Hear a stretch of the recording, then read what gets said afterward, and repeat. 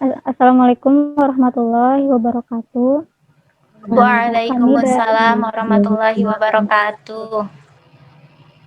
kami dari kelompok 5, kelas 5A Pendidikan Matematika akan mempresentasikan tentang daya matematik, khususnya 5 konsep dasar atau tujuan pembelajaran yang dirumuskan oleh NCTM atau National Council of Teacher Mathematics.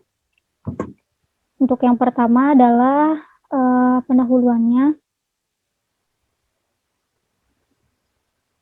bahwa NCTM ini singkatan dari National Council of Teacher of Mathematics, yang merupakan sebuah organisasi guru matematika yang ada di Amerika atau didirikan di Amerika. Dan NCTM ini mendefinisikan daya matematis sebagai kemampuan untuk menggali, menyusun konjektur, dan membuat alasan-alasan secara logis, juga memecahkan masalah non-rutin, berkomunikasi matematika, dan menghubungkan berbagai ide-ide aktivitas intelektual lainnya dalam matematika, atau lebih dikenal dengan 5 dasar kemampuan dasar atau tujuan pembelajaran matematika. Slide selanjutnya. Nah, daya matematis ini dibagi menjadi 5. Yang pertama adalah problem solving, yang kedua reasoning and proof, yang ketiga math communication, yang keempat math connection, dan yang kelima adalah mathematics representative. Lanjut saja ke materi yang pertama, yaitu tentang problem solving atau pemecahan masalah, yang akan disampaikan oleh Fadlia Laili. Pada Fadlia Laili, dipersilakan.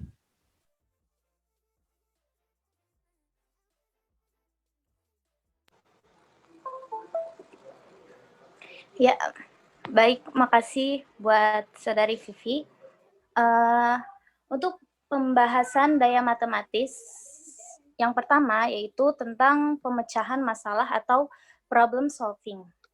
Nah, di sini kita bisa lihat di dalam screen ada pengertian pemecahan masalah atau problem solving. Nah, problem solving itu berasal dari kata problem dan solving, di mana problem kata dari bahasa Inggris yang artinya masalah, dan solving memiliki arti memecahkan, atau kalau kita gabungkan, problem solving adalah pemecahan masalah atau memecahkan masalah. Nah, masalah sendiri itu apa sih? Masalah itu adalah kesenjangan antara kenyataan yang terjadi dengan sesuatu yang diharapkan atau dicapai. Nah, biasanya kita menganggap atau kita mengartikan pemecahan masalah itu adalah suatu proses menemukan solusi atau atas satu atau lebih masalah yang dihadapi. Oke, lanjut. Nah, adapun macam-macam masalah, menurut Polya dalam Hujono ada 2 macam masalah. Yang pertama, masalah untuk menemukan. Nah, masalah untuk menemukan ini dapat teoritis atau praktis, abstrak atau konkret, dan juga termasuk teka-teki. Nah, kita harus mencari variabel masalah tersebut, kemudian mencoba untuk menghasilkan atau mengkonstruksi semua jenis objek yang dapat dipergunakan untuk menyelesaikan masalah tersebut. Nah, adapun bagian-bagian dalam masalah untuk menemukan ini antara lain, yang pertama, apakah yang dicari?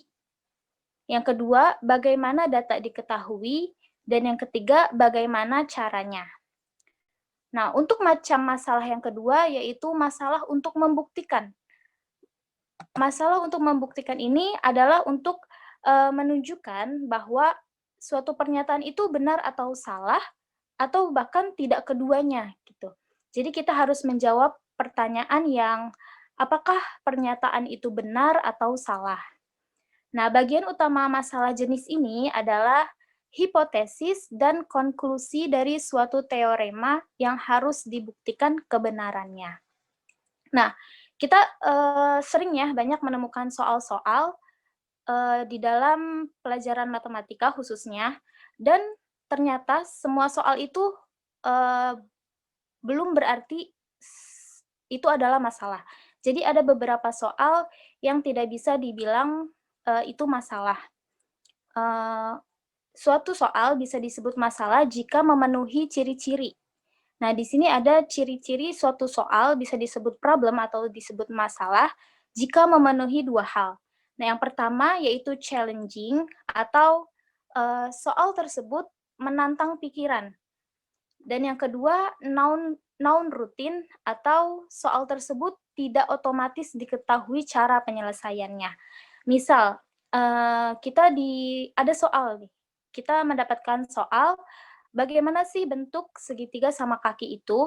Nah, kalau menurut saya pribadi ini soalnya tidak termasuk sebagai problem atau masalah karena untuk memecahkan masalah itu atau untuk menjawab soal itu kita tidak memerlukan penalaran atau pemikiran yang lebih panjang dan juga kita otomatis mengetahui bagaimana cara penyelesaian soal tersebut. Misalnya, bentuk segitiga sama kaki itu bisa kok kita lihat dengan cara melihat buku atau melihat bentuknya di internet dan sebagainya. Next. Nah, sekarang kita beralih ke konsep pemecahan masalah. Menurut Jacob, konsep pemecahan masalah diartikan dengan menggunakan 3 interpretasi umum. Di antaranya, yang pertama, pemecahan masalah sebagai tujuan atau goal. Artinya, independen dari masalah itu spesifik, prosedur, atau metode dan konten matematis. Nah, pertimbangan penting di sini adalah belajar untuk bagaimana menyelesaikan masalah merupakan alasan utama untuk mempelajari matematika. Nah, yang kedua, pemecahan masalah sebagai proses atau proses. Artinya, menggunakan pengetahuan yang diperoleh sebelumnya untuk situasi baru dan tidak familiar. Dan yang ketiga yaitu pemecahan masalah sebagai keterampilan dasar atau basic skill. Nah, basic skill ini atau keterampilan dasar ini menyangkut dua hal, yaitu keterampilan umum dan juga keterampilan minimum. Keterampilan umum itu yang baru dimiliki siswa untuk keperluan evaluasi dan keterampilan minimum itu yang diperlukan siswa agar dapat mengaplikasikannya dalam kehidupan sehari-hari. Oke, next. Nah, di sini ada indikator pemecahan masalah. Indikator pemecahan masalah ini juga dianggap oleh Sumarno sebagai tujuan pemecahan masalah. Yang pertama yaitu mengidentifikasi unsur-unsur yang diketahui, yang ditanyakan, dan kecukupan unsur yang diperlukan. Yang kedua, merumuskan masalah matematika atau menyusun model matematika. Yang ketiga, menerapkan strategi untuk menyelesaikan berbagai masalah, baik masalah yang sejenis atau masalah yang sudah pernah ditemui atau masalah baru. Dan yang keempat, menjelaskan atau menginterpretasikan hasil sesuai permasalahan asal. Dan yang terakhir, menggunakan matematika secara bermakna. Ya, lanjut ke langkah-langkah pemecahan masalah. Nah, menurut Polya, dalam Suherman, dalam pemecahan suatu masalah terdapat 4 langkah yang harus dilakukan. Langkah pertama yaitu memahami masalah atau understanding problem. Kegiatan ini dapat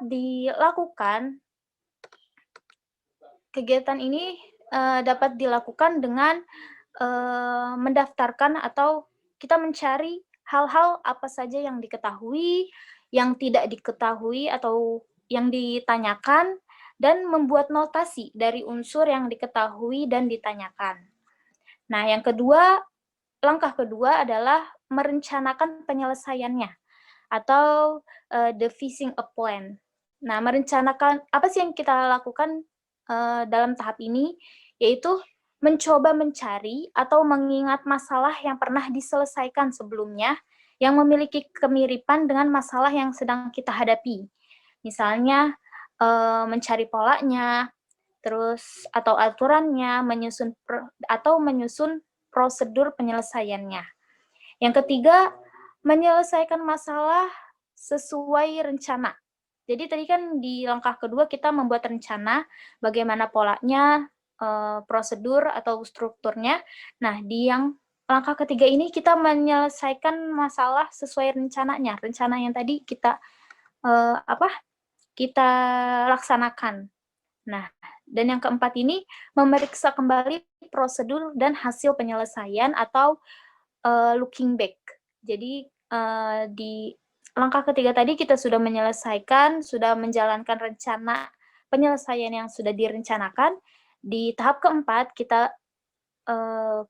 kita kembali memeriksa apakah pernyataan atau hasil kerja kita benar atau salah. Oke, lanjut. Kita lanjut ke contoh soal. Nah, di sini ada contoh soal, harga 6 buah apel dan 2 buah salak adalah Rp15.000. Sedangkan harga 3 apel dan 4 buah salak adalah Rp12.000. Berapakah harga sebuah apel dan sebuah salak? Kita kita selesaikan.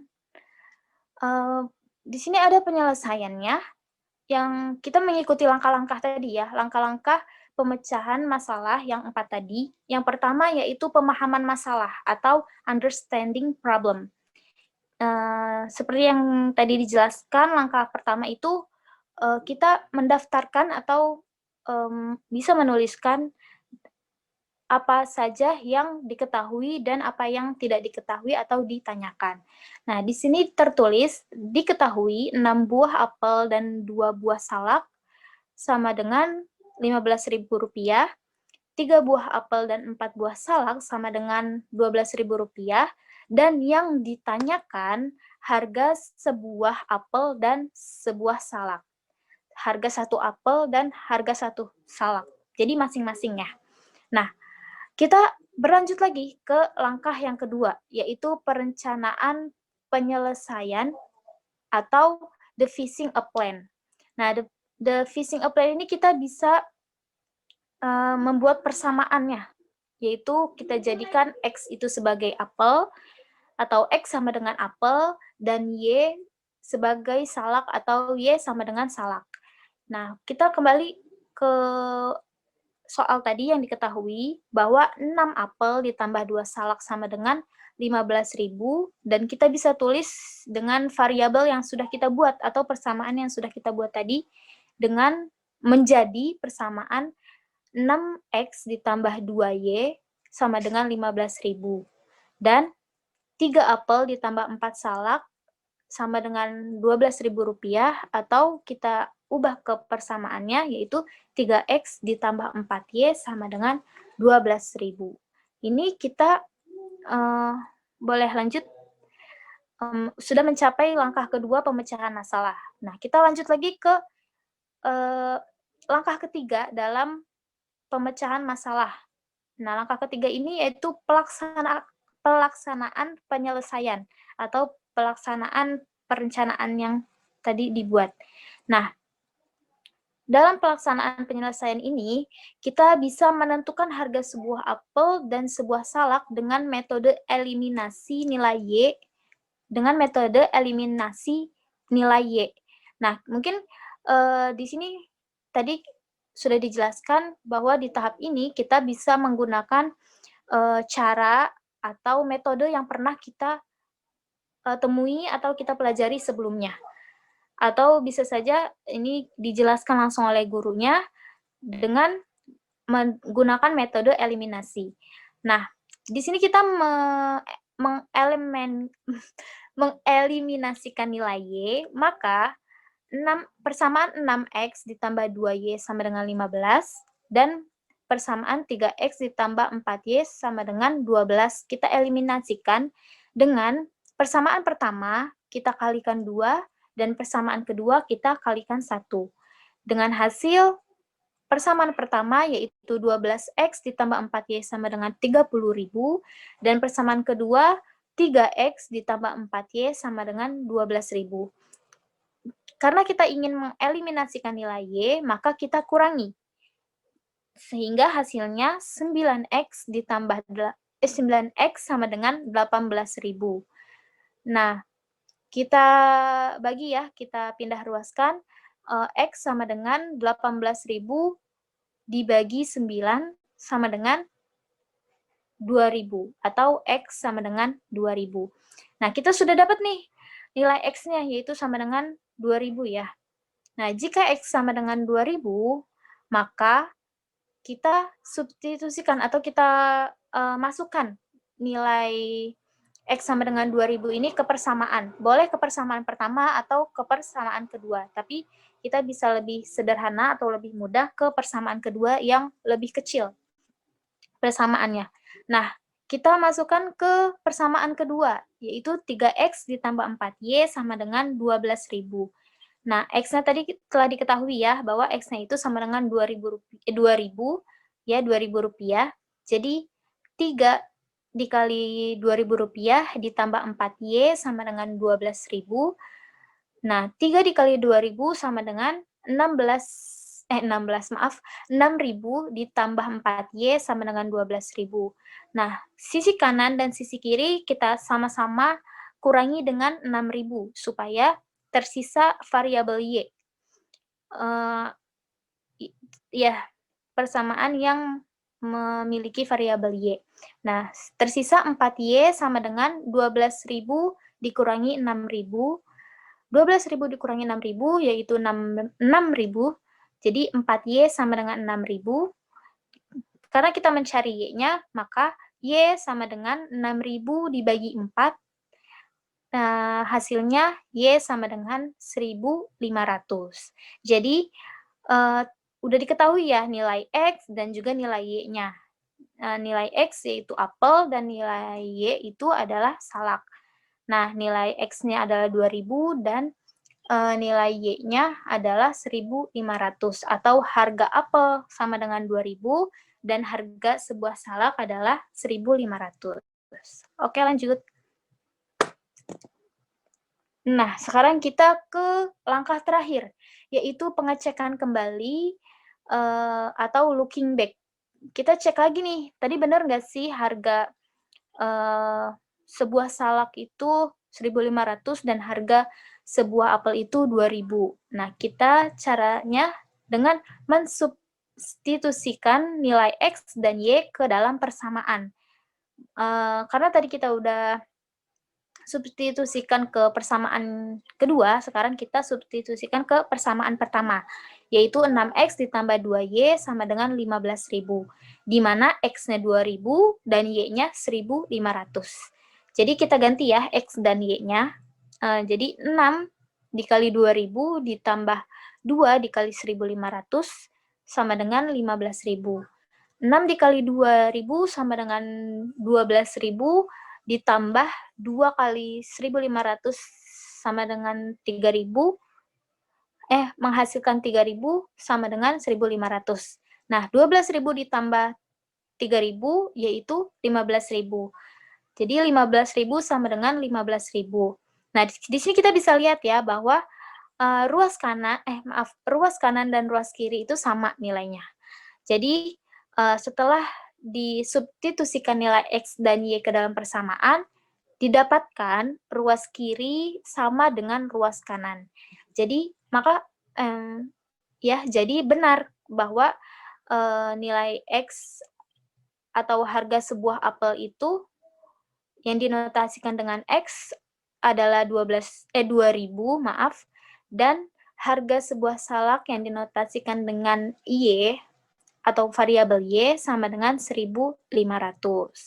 Nah, demikian langkah-langkah untuk menyelesaikan masalah atau menyelesaikan soal yang sesuai dengan daya matematis problem solving. Sekian dari saya, terima kasih. Selanjutnya adalah daya matematis reasoning and proof yang akan disampaikan oleh saudari kita Erita Dwi Febrianti. Terima kasih. Baik, terima kasih Laili. Di sini saya akan sedikit menjelaskan tentang daya matematika, reasoning and proof atau penalaran dan pembuktian. Nah, di sini kita lihat bahwa pengertian penalaran menurut Wilkinson dan Maher merumuskan bahwa penalaran matematika adalah bagian dari berpikir matematik yang meliputi membuat perumusan dan menarik kesimpulan sahih tentang gagasan-gagasan dan bagaimana gagasan tersebut saling terkait. Lalu, menurut Sodik, penalaran adalah suatu proses atau suatu aktivitas berpikir untuk menarik suatu kesimpulan atau membuat suatu pernyataan baru yang benar berdasar pada beberapa pernyataan yang kebenarannya telah dibuktikan atau diasumsikan sebelumnya. Nah, jadi penalaran adalah suatu proses berpikir untuk menghasilkan sebuah keputusan, baik itu sebuah konsep atau pengertian.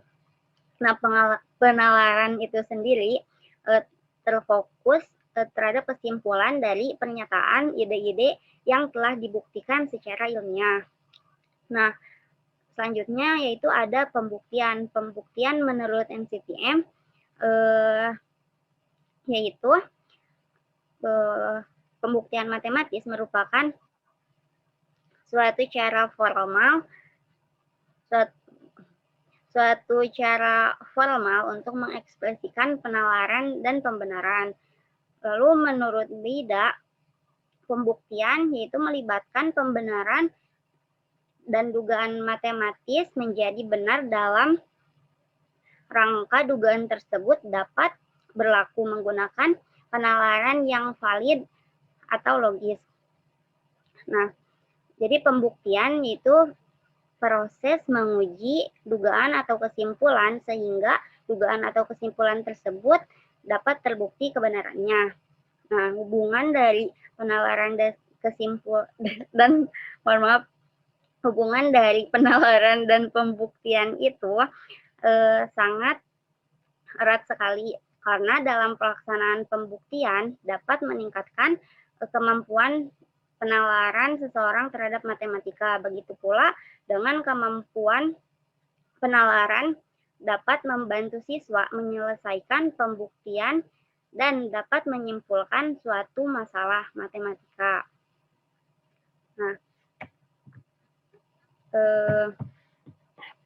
selanjutnya yaitu selanjutnya ada standar penalaran matematik menurut prinsipal NCTM.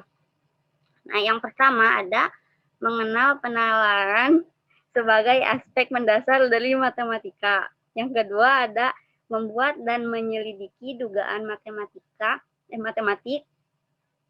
Yang ketiga ada mengembangkan dan mengevaluasi argumen matematik.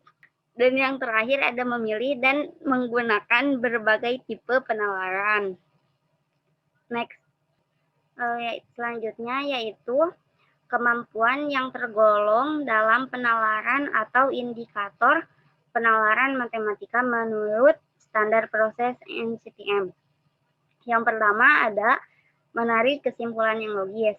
Yang kedua ada memberikan penjelasan terhadap model, fakta, sifat, hubungan, atau pola.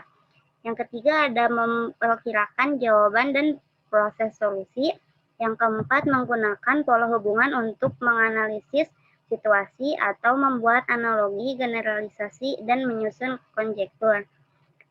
Yang kelima ada mengajukan lawan contoh. Yang keenam ada mengikuti aturan inferensi, memeriksa validasi argumen, membuktikan dan menyusun argumen yang valid. Dan yang terakhir ada menyusun pembuktian langsung, pembuktian tidak langsung, dan pembuktian dengan induksi matematika.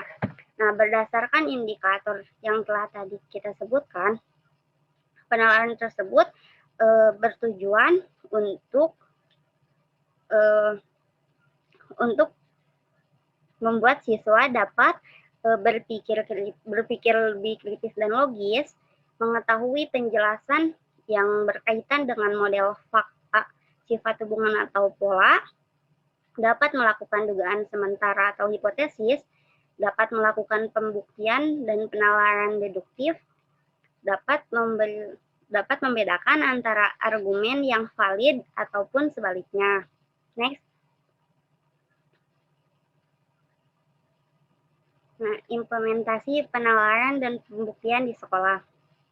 Nah, pembuktian matematis merupakan salah satu penanda pemahaman seseorang terhadap suatu prinsip dalam matematika.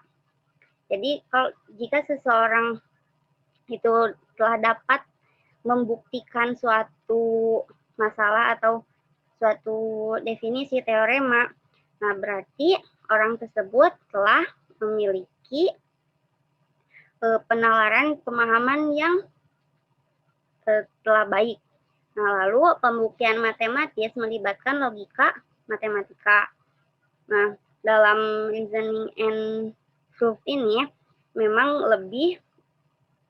siswa itu lebih dilatih untuk berpikir kritis dan lebih melibatkan logikanya supaya berjalan. Lalu pembuktian matematika dapat meningkatkan penalaran seseorang, begitupun sebaliknya.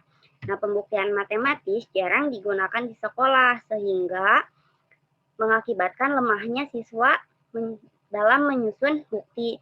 Karena kan kita membuktikan sesuatu secara penalaran deduktif itu harus sesuai dengan argumen yang valid atau ada teorema, definisi, kayak gitu. Nah, kalau misalnya nggak dilatih, berarti siswa itu nggak akan bisa buat menyelesaikan masalah pembuktian. Nah, lalu kemampuan penalaran matematis membantu siswa dalam menyimpulkan dan membuktikan suatu pernyataan, membangun gagasan baru, sampai pada penyelesaian masalah-masalah dalam matematika. Nah, mengutip dari Stefan Noyes, beberapa kesalahan umum yang terjadi dalam menyusun bukti di sekolah-sekolah. Karena kan di sekolah-sekolah jarang memasukkan pembuktian itu ke dalam pembelajaran. Jadi jarang digunakan sehingga pembuktian itu siswa itu kurang mahir dalam pembuktian. Nah, di sini ada kesalahan-kesalahan umum yang terjadi dalam menyusun bukti, antara lain kekeliruan memahami definisi, kekurangan kata-kata atau penjelasan, kekurangpahaman atau ketidaknalaran bukti, serta langkah atau prosedur yang keliru. Next.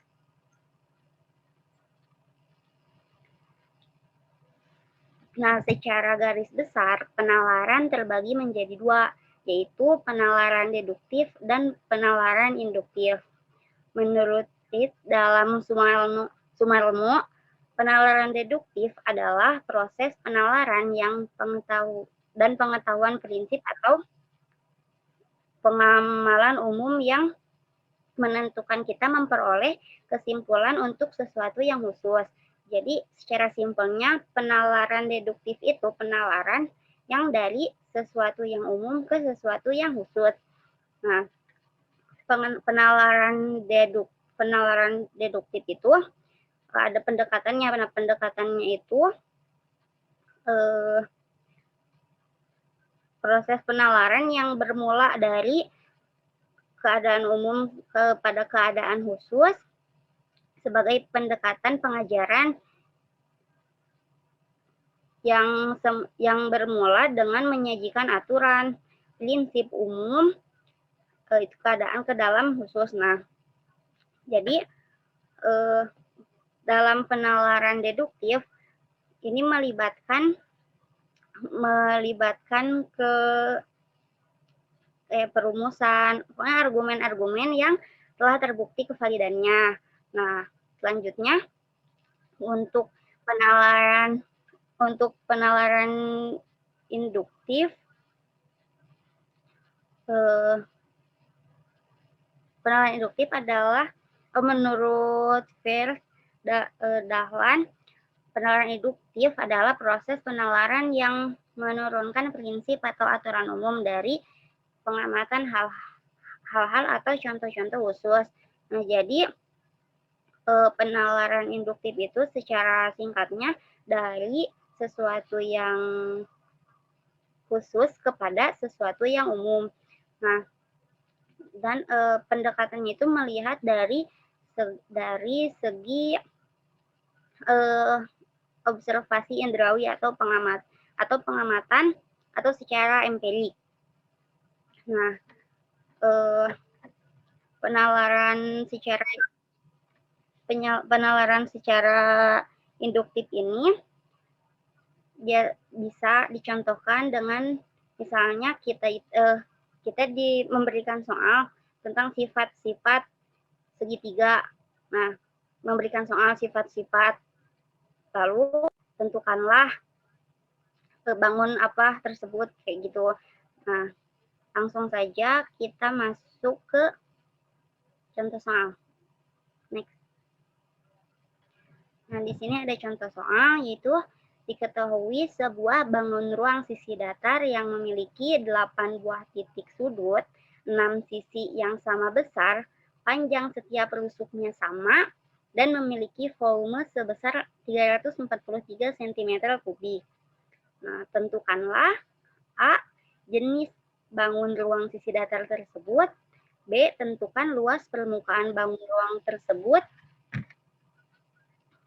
C. Buktikan apakah 7/2 cm merupakan panjang diagonal ruang pada bangun ruang tersebut. Next. Nah, penyelesaiannya. Diketahui suatu bangun ruang sisi datar yang memiliki 8 buah titik sudut, 6 sisi yang sama besar, panjang setiap rusuknya sama, dan volume sebesar 343 cm3. Nah, yang A itu kan tentukan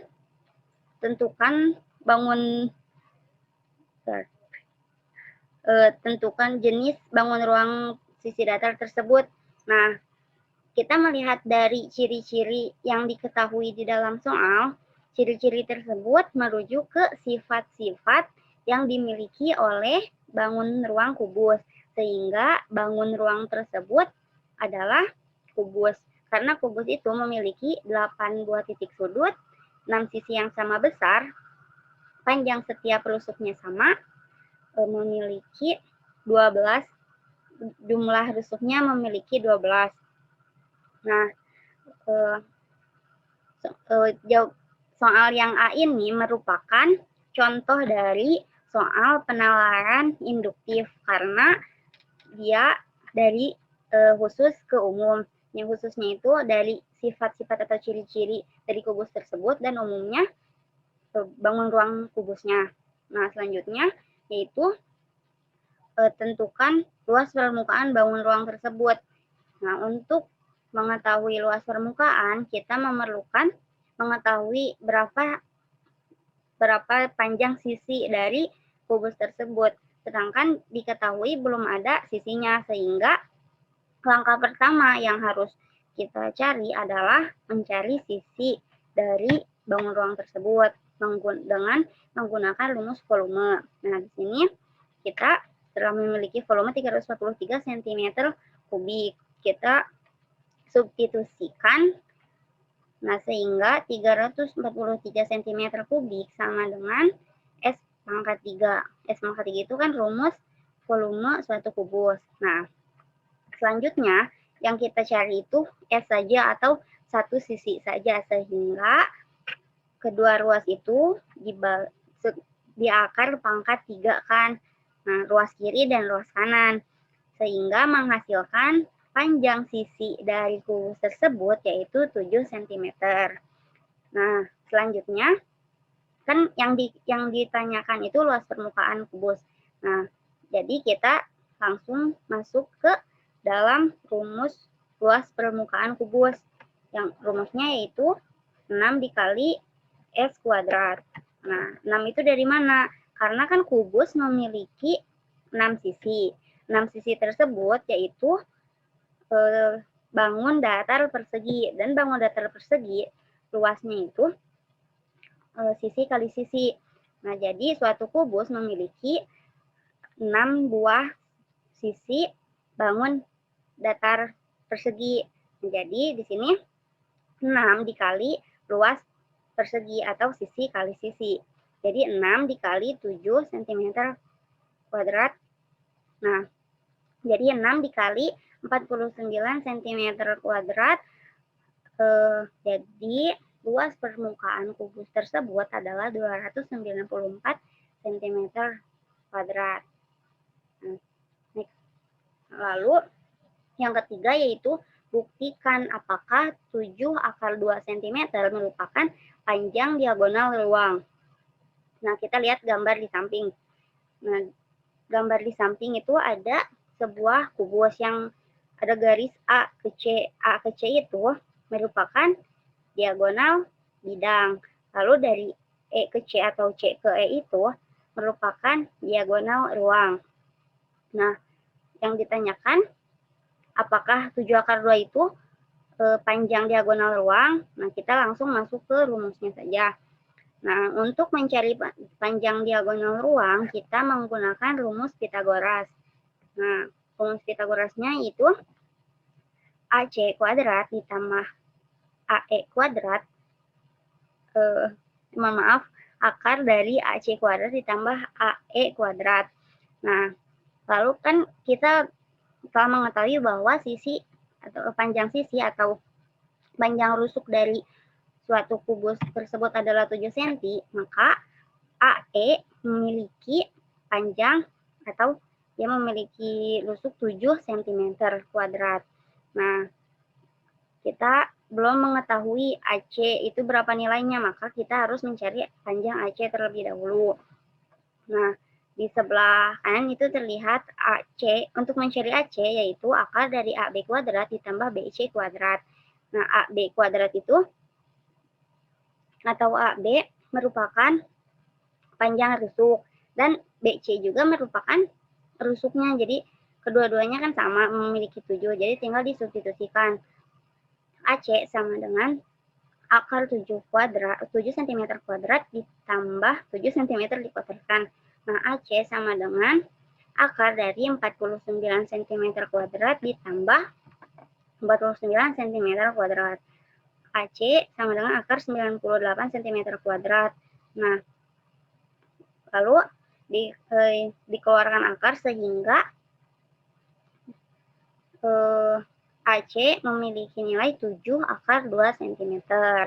Nah, selanjutnya setelah kita mengetahui nilai AC, kita substitusikan AC ke dalam tadi penyelesaian untuk mencari panjang diagonal ruang.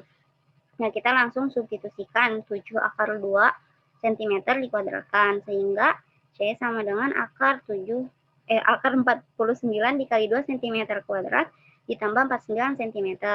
Di sana kan, jadi kita melihat di sana ada 3 dikali 49 cm kuadrat. Ini ada 2 dikali 49 ditambah 49. 49 itu kan berarti 1 dikali 49. Jadi dijumlahkan 1 tambah 2 jadi 3.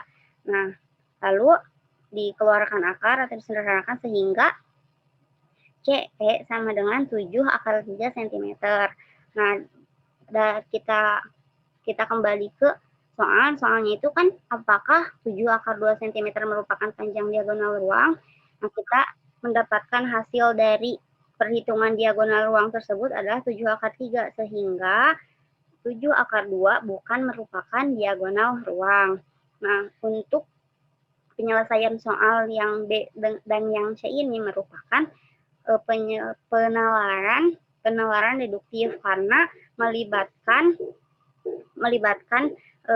definisi atau argumen-argumen yang telah dibuktikan kebenarannya. Mungkin cukup sekian. Selanjutnya pembahasan tentang komunikasi matematis yang akan dijelaskan oleh Anissa Nailah Fikri Al-Jazari. Dipersilahkan. Iya, terima kasih Arita. Baik, saya akan menjelaskan daya matematis yang ketiga, yaitu komunikasi matematis. Yang pertama, kita akan membahas pengertian komunikasi matematis. Di sini ada beberapa pendapat para ahli. Yang pertama itu ada pendapat Fitriana Isnarto dan Ardi Prabowo. Komunikasi matematis itu menurut mereka itu kecakapan seseorang dalam mengungkapkan pikiran mereka dan bertanggung jawab untuk mendengarkan, menafsirkan, bertanya, dan menginterpretasikan antara ide satu dan ide-ide yang lain dalam memecahkan masalah baik itu pada diskusi kelompok maupun di kelas. Sedangkan menurut NCTM, komunikasi matematis itu adalah cara berbagi ide-ide dan memperjelas pemahaman. Lalu ada pendapat komunikasi matematis oleh Triana dan Zubainur. Menurut mereka, komunikasi matematis dapat diartikan sebagai suatu percakapan yang terjadi dalam suatu lingkungan kelas. Nah, jadi dapat disimpulkan komunikasi matematis itu suatu kegiatan di mana pihak satu dan pihak yang lainnya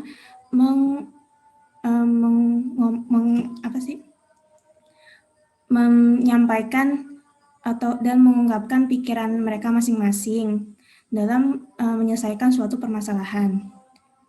Next, selanjutnya ada aspek komunikasi. Aspek komunikasi itu terbagi menjadi 5. Yang pertama adalah representasi atau representing. Representasi itu adalah membuat representasi, artinya membuat bentuk yang lain ke bentuk yang visual. Maksudnya kayak contohnya itu bentuk soal kita ubah ke bentuk diagram atau tabel. Nah, terus yang kedua itu ada mendengar atau listening. Mendengar itu salah satu yang berhubungan dengan diskusi kan.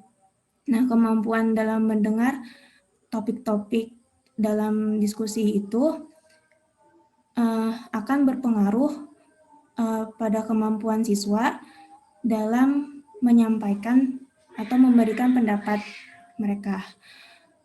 Yang ketiga itu membaca atau reading. Membaca itu adalah kegiatan yang di dalamnya itu siswa itu dapat memahami, menganalisis, dan mengorganisasikan topik dalam suatu bacaan. Yang keempat itu ada diskusi atau discussing. Dalam diskusi, itu siswa dapat mengungkapkan dan merefleksikan pikiran-pikirannya mengenai materi yang dipelajarinya. Jadi saling menyampaikan pendapatnya masing-masing. Terus yang terakhir itu ada menulis atau writing. Menulis itu suatu kegiatan di mana siswa mengungkapkan pemikirannya itu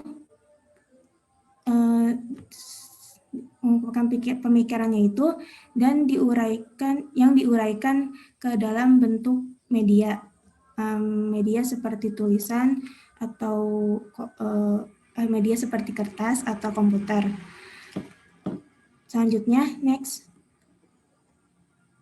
Ada indikator komunikasi matematis. Indikator komunikasi matematis. Indikator ini ini lebih lebih mendalam daripada indikator kemampuan komunikasi matematis. Indikator itu dibagi menjadi 7. Yang pertama, mengubah benda nyata, gambar, dan diagram ke dalam ide matematika. Lalu yang kedua, menjelaskan ide, situasi, dan relasi matematik secara lisan atau tulisan dengan benda nyata, gambar, grafik, dan aljabar. Lalu yang ketiga, menyatakan peristiwa sehari-hari dalam bahasa atau simbol matematika. Yang keempat, mendengarkan, berdiskusi, dan menulis tentang matematika. Yang kelima, membaca dengan pemahaman suatu presentasi matematika tertulis. Yang keenam, menyusun argumen, merumuskan definisi, dan generalisasi. Lalu yang terakhir, mengungkapkan kembali suatu uraian atau paragraf matematika dalam bahasa sendiri. Next.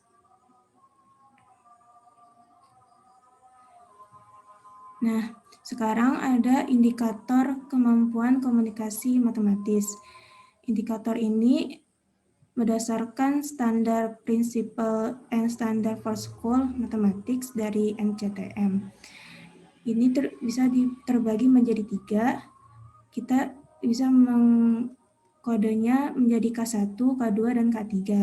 K1 itu menyatakan ide-ide matematis melalui lisan, tulisan, serta menggambarkan secara visual. Jadi siswa itu dapat menjelaskan, menuliskan, maupun membuat sketsa gambar tentang ide matematis yang dimiliki untuk menyelesaikan soal matematika. Yang kedua itu menganalisis dan mengevaluasi ide-ide matematis baik secara lisan maupun tulisan. Jadi siswa itu harus dapat memahami dengan baik apa yang dimaksud dari suatu soal dan dapat merumuskan kesimpulan dari masalah yang diberikan. Jadi dianalisis soalnya ke bentuk lisan maupun tulisan. Yang ketiga itu menggunakan istilah-istilah, bahasa atau simbol-simbol matematika dan struktur-strukturnya untuk memodelkan situasi atau permasalahan matematika. Jadi maksudnya siswa dapat mengucapkan maupun menuliskan istilah, bahasa, dan simbol matematika dengan tepat untuk memodelkan atau untuk menyelesaikan permasalahan matematika. Next. Selanjutnya ada kemampuan komunikasi matematis. Ini sama kayak yang sebelumnya, indikator komunikasi matematis. Lebih jelasnya ini hanya beda pendapat saja. Kalau kemampuan komunikasi matematis ini didasarkan oleh pendapat Dina dan Iksan. Di situ sudah jelas ya. Jadi ini lebih ke inti dari apa sih yang harus siswa itu mampu, apa sih yang harus siswa itu punya untuk mengembangkan kemampuan komunikasi matematisnya. Nah, kemampuan komunikasi matematis siswa itu juga dapat meningkat dikarenakan seringnya mereka berdiskusi atau berkomunikasi mengenai materi matematika. Next. Selanjutnya ada implementasi kemampuan matematis di sekolah.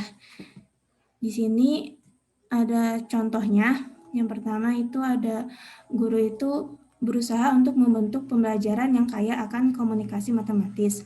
Jadi maksudnya guru itu mencari materi atau topik bahasan untuk diskusi yang pastinya itu akan terjadi banyaknya komunikasi atau banyak topik yang bisa dibahas bareng-bareng gitu. Yang kedua itu contoh kedua ada guru selayaknya dapat membangun lingkungan agar siswa mau untuk berjuang memperoleh ide, membuat kesalahan, dan merasa tidak yakin. Lalu ada contoh lagi, guru itu harus memfasilitasi berjalannya komunikasi dalam kelas dengan diadakan diskusi kelas. Lalu yang terakhir itu guru harus mengontrol siswa-siswa yang terlihat tidak aktif di kelas untuk tidak keluar di lingkungan diskusi yang memakan waktu cukup lama.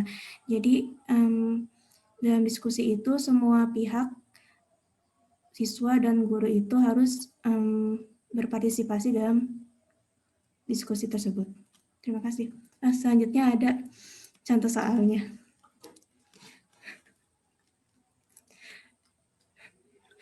Berikut contoh soal komunikasi matematis. Contohnya, ini soalnya itu sebuah bola pingpong dijatuhkan ke lantai dari suatu tempat dengan ketinggian 20 meter. Setiap kali pantulan bola mencapai 3/4 dari ketinggian sebelumnya. Tentukan panjang lintasan bola sampai berhenti. Kita lanjut ke penyelesaiannya. Dalam menyelesaikan soal ini, siswa itu dituntut harus bisa menyatakan soal ini ke bentuk gambar. Itu kan kemampuan komunikasi matematisnya ya kan. Nah, jadi dalam menyelesaikan soal ini harus digambar dulu kan soalnya itu ke bentuk gambar. Di gambar ini udah terlihat bolanya dengan ketinggian 20 meter dijatuhkan dari ketinggian 20 meter karena bola pingpong, jadi dia memantul dengan ketinggian 3/4 dari tinggi sebelumnya. Memantul sampai berhenti. Jadi yang ditanya itu panjang lintasan bola sampai berhenti. Dalam menyelesaikan persoalan seperti ini, kita bisa membaginya menjadi panjang lintasan yang menurun, dan panjang lintasan yang menaik. Ini kalau rumus deret Tahingga itu A/1 min R. Nah, kalau untuk panjang lintasan menurun, kan menurun ini kan suku pertamanya itu 20 meter. Jadi A itu 20 per 1 min R. R-nya itu 3/4. 20 per 1 min 3/4 sama dengan 20 per 1/4. Jadi 20 dikali 4 sama dengan 80 meter. Selanjutnya itu ada panjang seluruh lintasan menaik.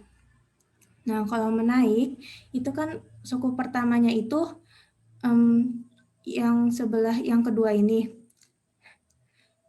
Jadi dia tingginya itu 3/4 dari sebelumnya kan. Jadi U2 itu suku pertamanya itu U2 atau A kali R. Jadi rumusnya itu A kali R per 1 min R. A-nya 20, R-nya 3/4.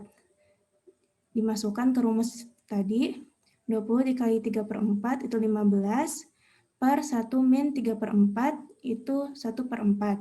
Jadi 15 dikali 4 itu 60 meter. Nah, jadi total panjang lintasan bola sampai berhenti itu deret naik dan deret Tahingga turun dijumlahkan. Jadi 80 ditambah 60 sama dengan 140 meter. Terima kasih. Selanjutnya ada pembahasan mengenai koneksi matematis oleh Anida Roudiyah Jannah. Kepada Anida dipersilakan. Terima kasih kepada saudari Anissa. Selanjutnya ada daya matematis yang keempat, yaitu koneksi matematis. Nah, sebetulnya kenapa ada koneksi matematis? Itu karena Menteri Pendidikan Dasar dan Menengah itu merubah kurikulum yang sebelumnya, kurikulum 2013 menjadi kurikulum nasional, di mana dampak dari perubahan kurikulum ini salah satunya adalah perubahan paradigma pembelajaran menjadi konstruktivisme. Nah, pembelajaran konstruktivisme ini merupakan pembelajaran yang berpusat atau berfokus pada siswa. Maka dari itu, kemampuan atau dalam ranah matematika siswa, itu daya matematis siswa itu perlu ditingkatkan. Nah, salah satunya adalah koneksi matematis. Nah, apa itu koneksi matematis?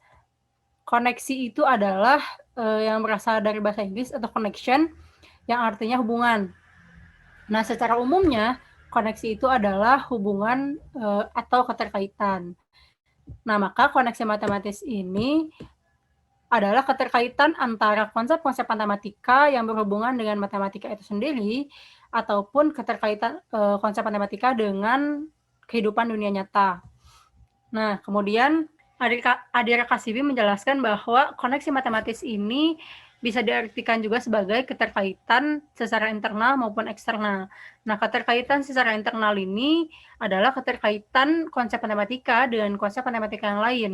Sedangkan keterkaitan eksternal ini adalah keterkaitan antara konsep matematika dengan konsep non-matematika ataupun dengan kehidupan di dunia nyata atau sehari-hari. Nah, kemudian kenapa alasan diadakannya koneksi matematika ini atau koneksi matematis ini?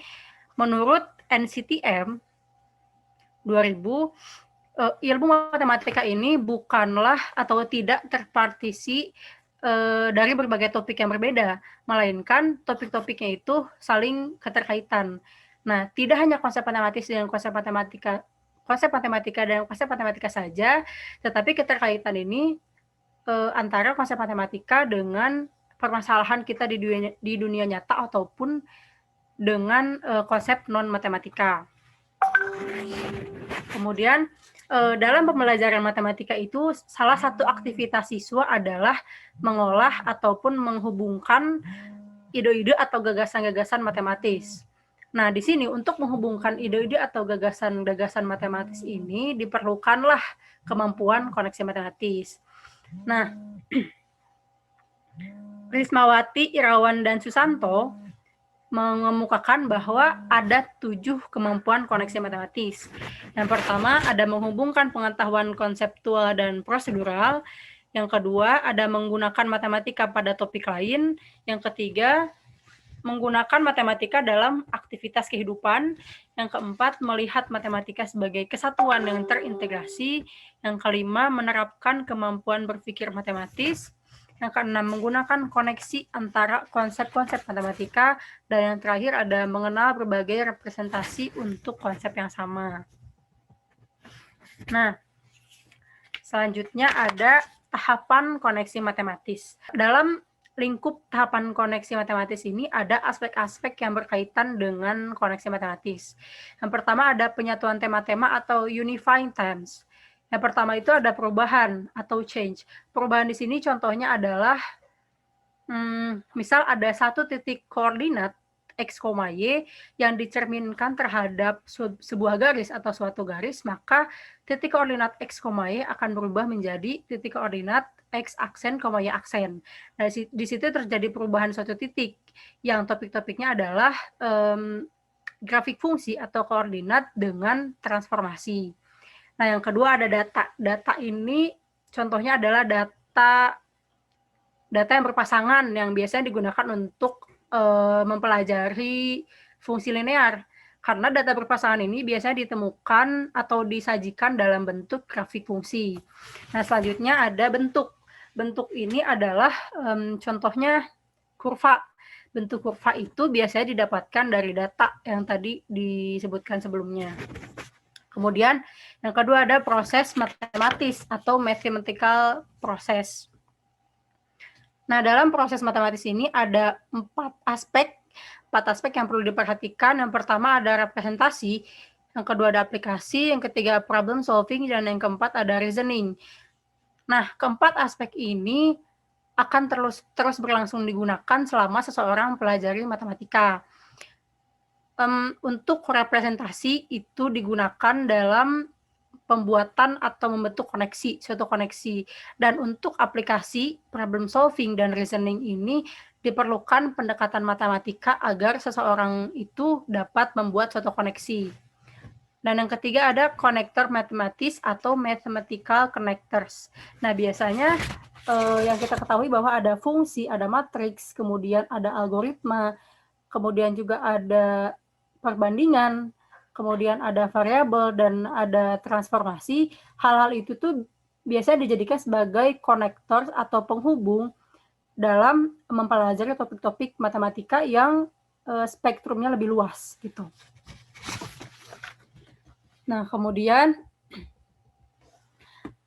dalam suatu artikel disebutkan bahwa koneksi matematis ini dapat juga merupakan alat pemecahan masalah. Yang dimana ketika misalkan si koneksi matematis ini dianggap sebagai alat pemecahan masalah, maka siswa ini harus dapat membangun koneksi baru dan menggunakan koneksi yang lama atau yang sudah ada untuk memecahkan suatu masalah. Nah, kemudian dengan berbekal pada konsep yang sudah ada, biasanya siswa itu lebih percaya diri untuk bisa membuat konsep yang baru yang sekiranya dianggap bahwa itu memiliki hubungan satu sama lain. Kemudian, Hidayah dan Kurnia Asih mengemukakan bahwa pentingnya koneksi matematis itu ada 3. Yang tadi yang disebutkan di awal, ini rangkumannya. Yang pertama itu, tadi koneksi matematis itu memberikan kesempatan bagi siswa untuk dapat memahami matematika secara mendalam, kemudian lebih menyeluruh, dan lebih bermakna. Yang kedua, koneksi matematis ini bermanfaat bagi siswa sebagai alat pemecahan masalah yang sebelumnya disebutkan.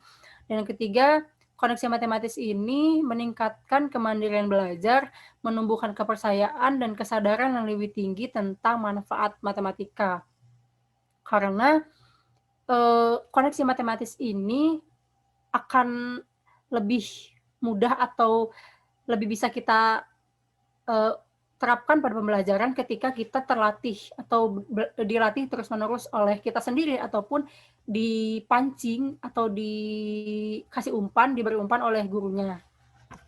Kemudian, yang terakhir ada implementasi koneksi matematika di sekolah. Nah, tadi disebutkan bahwa pembelajaran matematika itu salah satu aktivitas siswanya adalah mengolah, mengungkapkan, atau menghubungkan gagasan atau ide-ide matematis. Nah, di sini siswa pun harus mengembangkan peningkatan kapasitas dalam menghubungkan ide-ide matematika tentunya.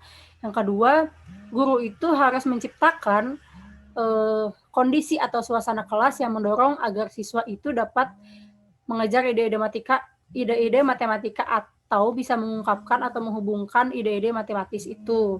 Jadi di sini guru harus bisa memancing atau memberi umpan kepada siswa. Yang terakhir ada guru memberikan permasalahan koneksi matematika internal maupun eksternal yang tadi konsep matematika dengan konsep matematika ataupun konsep matematika dengan non-matematika ataupun dengan kehidupan di dunia nyata. Nah, kita masuk ke contoh soal. Contohnya adalah ayah memiliki sepetak tanah kosong berbentuk persegi panjang yang luasnya 48 meter persegi dengan lebar 6 meter. Di tanah kosong itu, ayah akan membuat sebuah kolam renang berbentuk belah ketupat dengan diagonal pertamanya sama dengan lebar tanah dan diagonal keduanya sama dengan panjang tanah tersebut. Kemudian, di sekitaran kolam renang itu akan ditanam rerumputan serta bunga-bunga guna menghiasi area kolam renang. Nah, berapakah luas tanah yang digunakan untuk menanam rerumputan serta bunga-bunga tersebut? Luas tanah yang digunakan untuk menanam rumputan ini kan berarti sisa dari luas tanah yang sudah digunakan untuk pembuatan kolam renang. Nah, ini soal ini itu menghubungkan konsep matematika dengan kehidupan di dunia nyata karena pembuatan kolam renang tadi. Nah, untuk penyelesaiannya ada 2 cara sebetulnya. Nah, ini diketahui luas tanahnya 48 meter persegi, kemudian lebarnya 6 meter, dan diagonal 1 sama dengan lebar, diagonal 2 sama dengan panjang. Yang ditanyakannya luas sisa lahan di sekitar kolam yang tadi yang akan ditanami bunga-bunga dan rumputan. Nah, cara pertama kita bisa menggunakan konsep bangun datar, luas bangun datar. Untuk mencari luas sisa lahan di sekitar kolam itu dapat dicari dengan luas keseluruhan tanah dikurangi dengan luas kolam renang yang tadi belah ketupat. Nah, berarti luas keseluruhan tanah atau luas persegi panjangnya adalah panjang kali lebar. Tadi luasnya adalah 48 meter persegi, kemudian lebarnya 6 meter, dioperasikan, akhirnya mendapatkan panjangnya adalah 8 meter.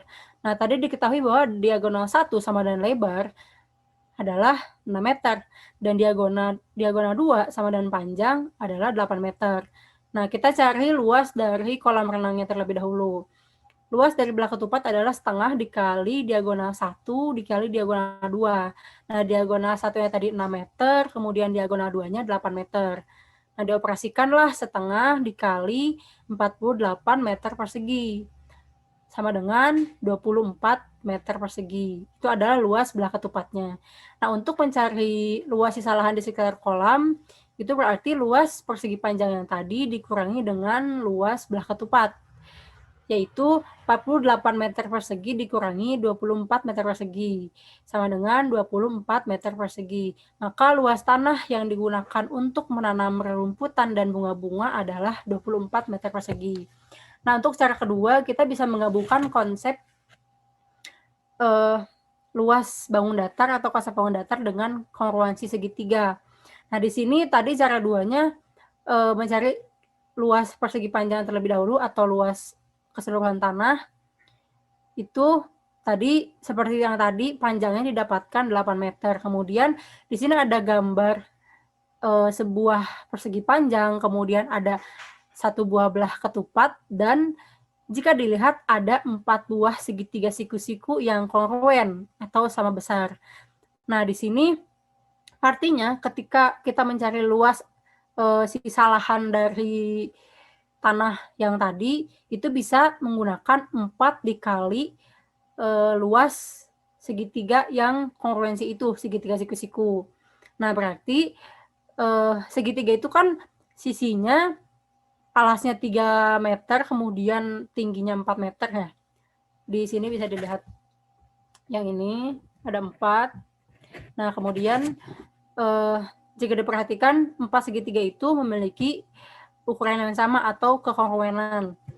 Nah, berarti kita bisa mencari 4 dikali luas segitiga, ambil salah satu segitiga AEH misalkan. Nah, 4 dikali segitiga dikali luas segitiga AEH sama dengan 4 dikali setengah dikali alas dikali tinggi.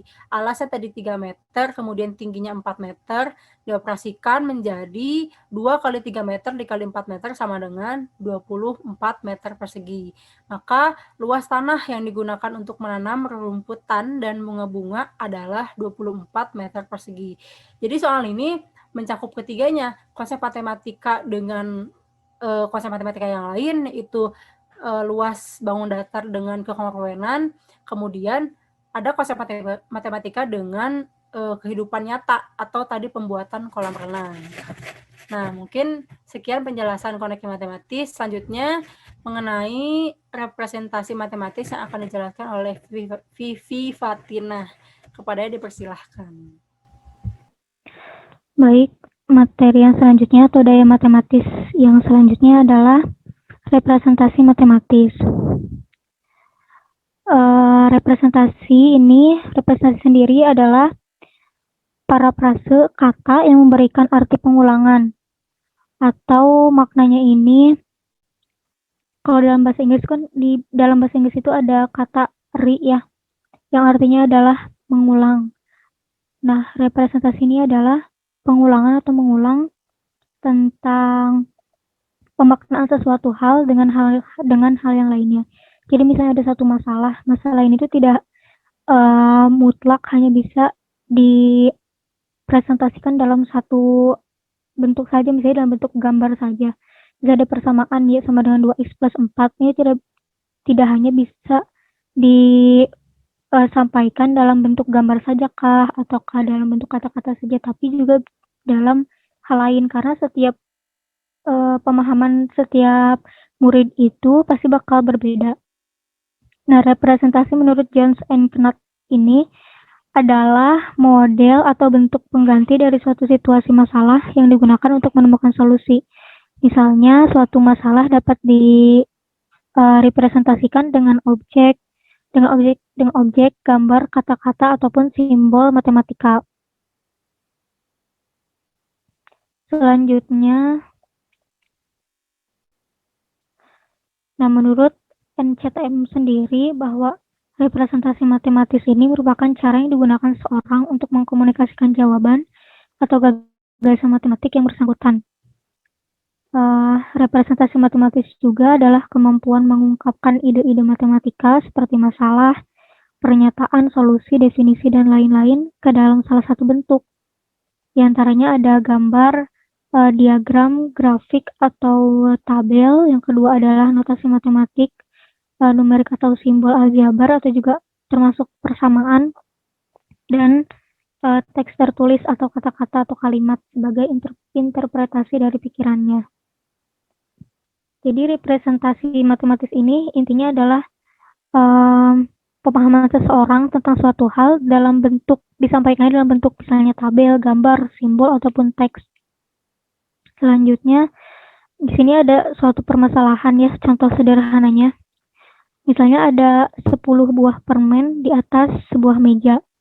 Nah, pertanyaannya ini, berapa sisa permen yang ada di atas meja jika 4 permen di antaranya sudah dimakan oleh Ani? Maka setiap orang ini akan merepresentasikan pemaknaan itu untuk menjawab pertanyaan itu dalam beberapa bentuk. Dalam beberapa bentuk, yang pertama itu tabel. Nah, si permen ini dimasukkan ke dalam satu tabel sebanyak 10 tabel yang masing-masing berisi satu permen. Dan jumlah permen yang dicoret itu adalah jumlah yang dimakan oleh Ani. Jadi, siswa itu memahami bahwa proses dimakan itu apakah seluruh permen ini ditambah, apa seluruh permen ini dikurang oleh jumlah yang dimakan. Karena dimakan, jadi 10 permen yang ada di atas meja itu berarti dikurangi 4 karena sudah dimakan oleh si Ani ini. Yang kedua adalah melalui gambar. Misalnya ada suatu lingkaran ya, tempat itu yang berisi 10 buah permen. Maka dipindahkan satu persatu kepada Ani, yang artinya Ani ini memakan 4 buah permennya. Selanjutnya itu dengan garis bilangan. Seperti kita ketahui bahwa garis bilangan itu kan dimulai dari 0 ya, untuk titik pusatnya gitu. Nah, karena si permen ada 10, berarti berjalan ke kanan sebanyak 10. Lalu karena dimakan, artinya dikurangi, permen itu berarti loncat sebanyak 4 kali dari 10 ke arah kiri, karena si permen itu dimakan oleh Ani, jadi mengalami pengurangan dan berhenti di angka 6. Maka sisa permen yang ada di atas meja itu adalah sebanyak 6 permen. Selanjutnya ada melalui ikatan bilangan. Nah, kita ketahui bahwa 10 ini bisa terdiri dari 1 ditambah 9, terus juga 10 juga bisa 2 ditambah 8, 3 ditambah 7, hingga siswa ini menemukan bahwa 10 itu bisa terdiri dari 4 dan 6. Artinya berhubungan dengan pertanyaan tadi bahwa 4 dari 10 permen ini sudah dimakan, berarti sisanya adalah 6. Angka di antara 10 dan 4 dari ikatan bilangan itu adalah 6. Selanjutnya adalah disampaikan melalui simbol atau persamaan, bahwa ada bilangan 10 itu adalah hasil dari 6 tambah 4. Dan 10 dikurangi 4 itu adalah 6. Maka sisa permen yang ada di atas meja itu adalah 6 buah permen. Selanjutnya,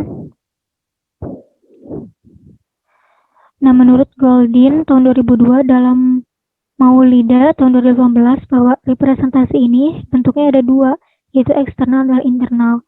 Kalau internal ini sendiri adalah ide matematika yang ada di dalam pikiran atau dalam otak siswa ataupun manusia. Misalnya ada suatu masalah, ada suatu persamaan dipikirkan oleh siswa tersebut, dimaknai dengan sedemikian, lalu dikomunikasikan melalui representasi eksternal. Jadi sebetulnya yang sebelum-sebelumnya kan dibahas tentang komunikasi matematis. Nah, sebelum melakukan komunikasi matematis itu sendiri, siswa itu akan atau manusia itu akan melakukan representasi eksternal dulu, baru bisa mengkomunikasikan apakah dia merepresentasinya itu melalui lisan, simbol, ataupun gambar ataupun objek fisik yang lainnya yang sifatnya itu bisa terlihat. Lalu selanjutnya, nah ini gambarannya ya, yang tentang representasi eksternal dan internal. Misalnya ada angka 5.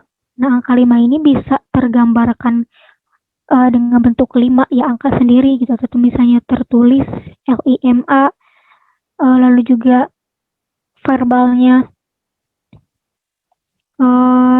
lalu juga ada misalnya 5 itu menggambarkan 5 orang laki-laki, atau juga 5 adalah 5 buah persegi panjang dan lain sebagainya. Jadi masuk representasi ini bahwa suatu hal, misalnya dalam hal tadi adalah angka 5 ini bisa direpresentasikan itu dalam berbagai hal gitu, tergantung representasi internal dari seorang siswa atau seorang manusia itu sendiri. Selanjutnya, mengenai indikator kemampuan indikator kemampuan representasi. Nah, menurut NCTM dan indikator yang dipaparkan oleh Hujar, nah indikator kemampuan representasi ini ada 3 yang bisa dibaca dalam layar, bahwa menyajikan data atau yang R1 itu indikator pertama bahwa menyajikan data atau informasi ke dalam bentuk representasi visual secara grafis, artinya bisa dilihat. Yang ini tuh sesuai dengan representasi internalnya. Yang kedua itu dengan membuat persamaan ataupun misalnya menjumlahkan, ya bentuk-bentuk persamaan lah. Yang ketiga itu menuliskan interpretasi dari suatu representasi masalah matematika dengan kata-kata yang sesuai dengan representasi internalnya. Nah, 3 indikator ini biasanya diterapkan atau diimplementasikan di sekolah, di SD, SMP, SMA tentunya, dalam tingkatan yang berbeda-beda. Jadi R1 di SD itu tentu akan berbeda dengan SMP dan SMA, begitupun dengan R2 dan R3-nya. Selanjutnya,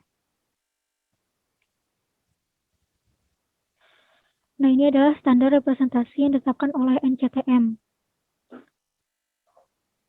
yang disusun untuk program pembelajaran dari taman kanak-kanak sampai kelas 12 atau SMA, bahwa harus memungkinkan siswa ini untuk yang pertama membuat dan menggunakan representasi untuk mengatur, mencatat, dan mengkomunikasikan ide-ide matematika. Sebenarnya representasi ini tuh masih erat kaitannya dengan komunikasi matematika dan juga problem solving. Jadi seorang siswa ini akan bisa menggunakan kemampuan komunikasi matematis dan problem solving ini jika dia juga bisa melakukan representasi matematis gitu, jadi saling berhubungan. Lanjut ke yang tadi, yang standar representasi. Yang kedua adalah memilih, menerapkan, dan menerjemahkan antar representasi matematika untuk memecahkan masalah, ya seperti yang tadi dikatakan.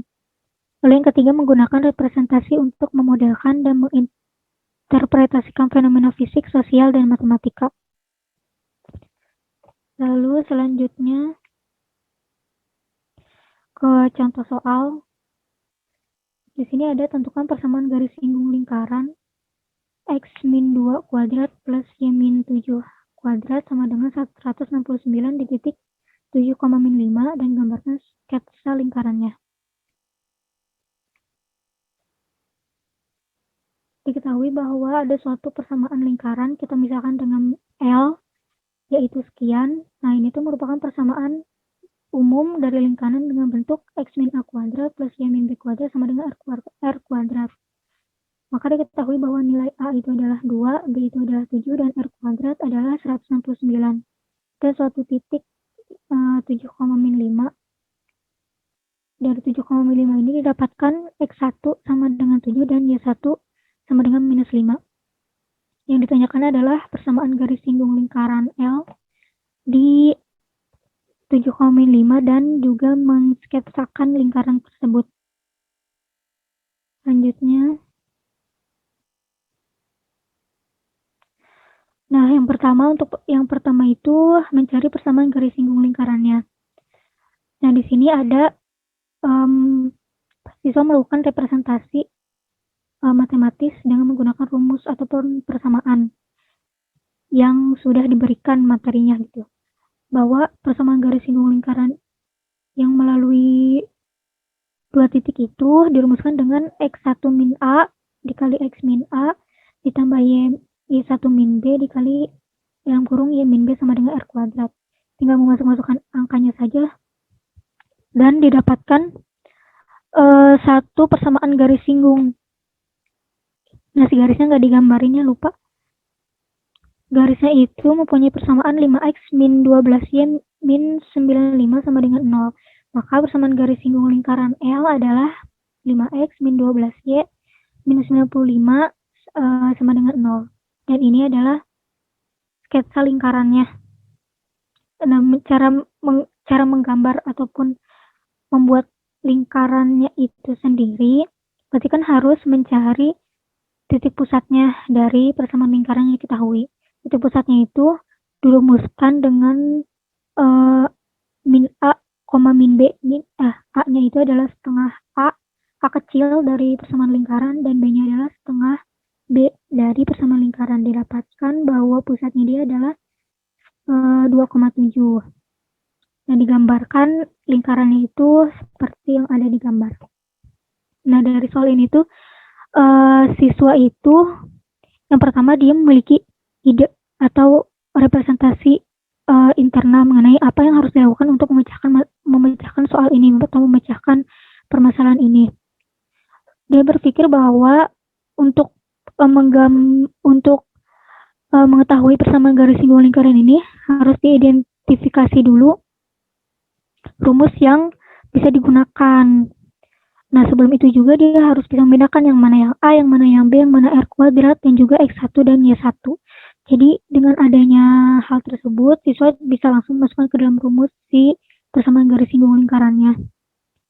Nah, dalam hal persamaan, karena representasi ini bisa salah satu ataupun dalam beberapa bentuk, jadi siswa juga perlu untuk mengetahui bagaimana bentuk lingkaran dari persamaan yang sudah diketahui dengan terlebih dahulu mengetahui titik pusat si lingkaran tersebut.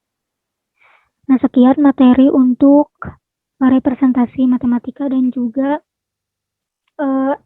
daya matematis dalam NCTM secara keseluruhan. Kami mohon maaf jika ada kesalahan ataupun pengucapan kata-kata yang kurang dapat diterima.